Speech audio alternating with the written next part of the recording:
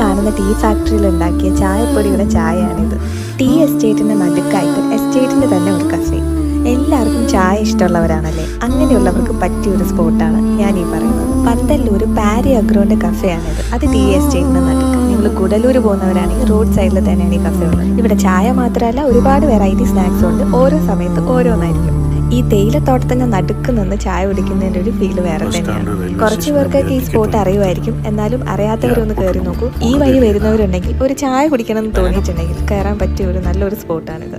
காற்றோடு பட்டம் போல